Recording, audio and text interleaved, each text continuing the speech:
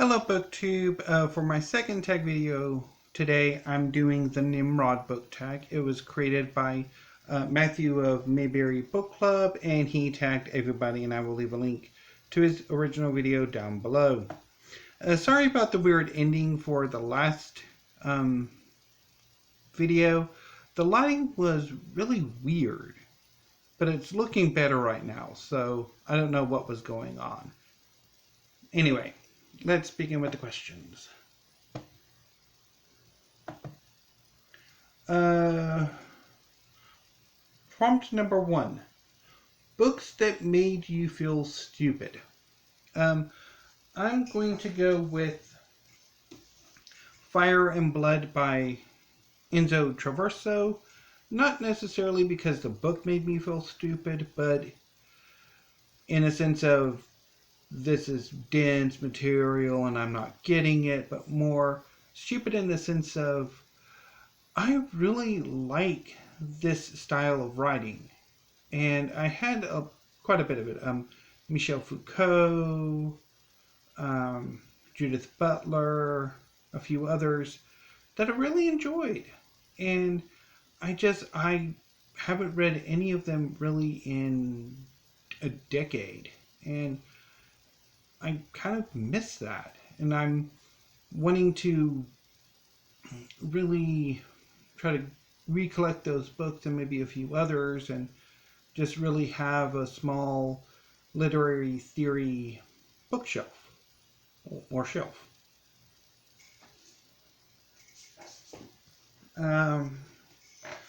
Prompt number 2. Books you wanted to love but couldn't. For this one, I'm going to go with the Traitor, Cormorant by Seth, Dickinson.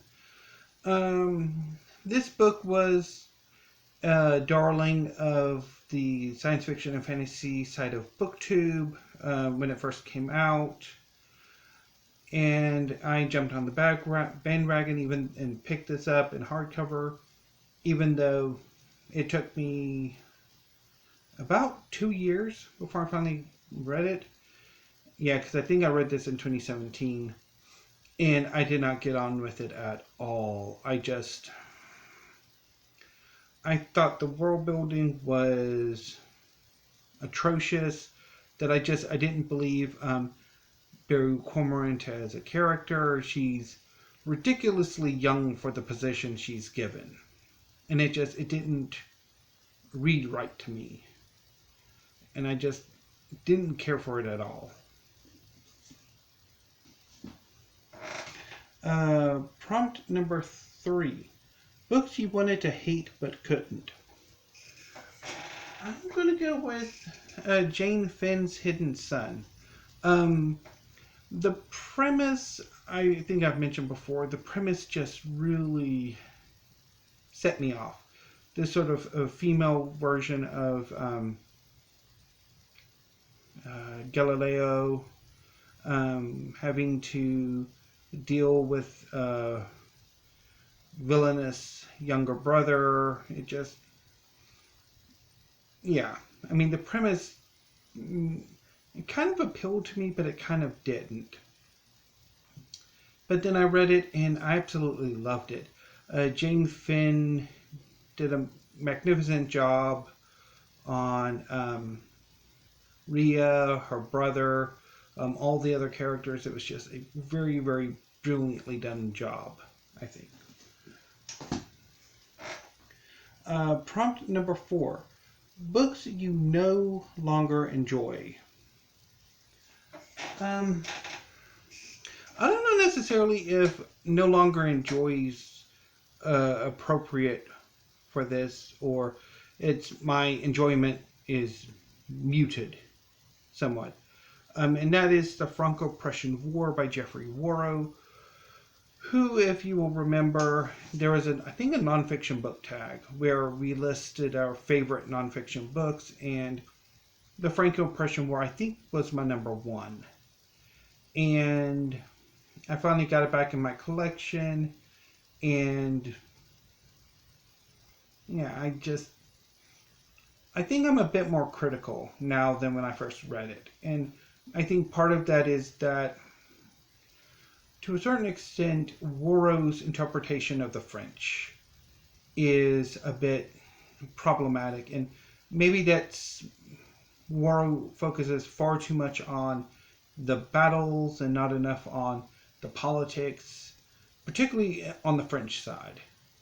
Like, there was something going on in the French upper echelons of the French military during this war, and yeah, Wawro just really doesn't do a very good job of exploring that, except for making them look like idiots, which apparently is what he did in the his book on the Austro-Prussian War,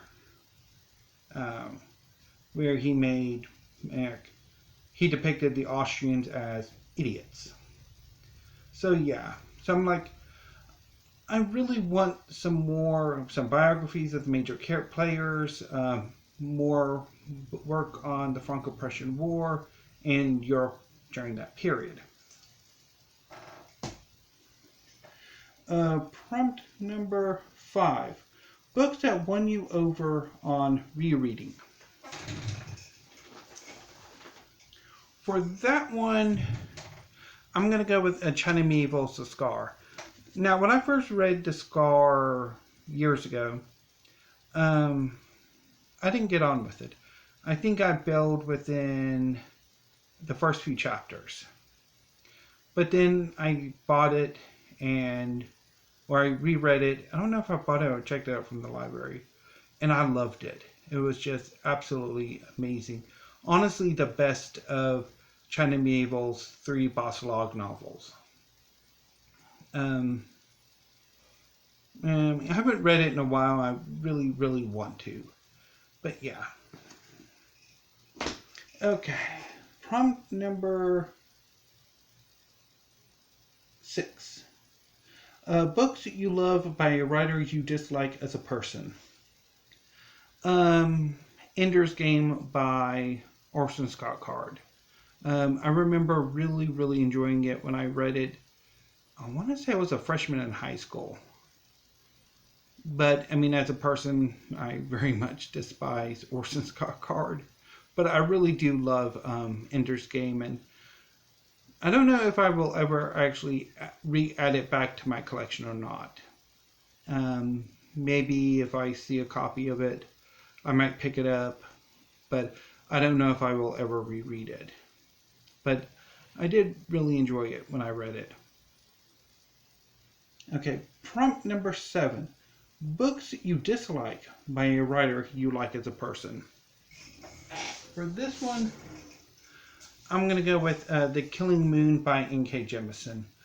I like her as a person, N.K. Jemisin as a person. I like her as a critic. I have a harder time with her work. And The Killing Moon is the first novel of hers I've read in a while or tried to read. I usually bail on her work. And it just didn't do it for me, unfortunately. And finally, prompt number 8. Books you still want to love one day. Well, to be honest, I want to love them all, but a more recent book that I had some issues with reading, and I actually bailed, is A Still Crow Saga by Paul Krueger. I am not happy with my reading experience. And so I'm going to give it some time, probably a year. I'll reread it, or give it another go next year, and hopefully I will change my opinion. But yeah. So hopefully one day Still Crow Saga will be a book I love. And that was the Nimrod Book Tag.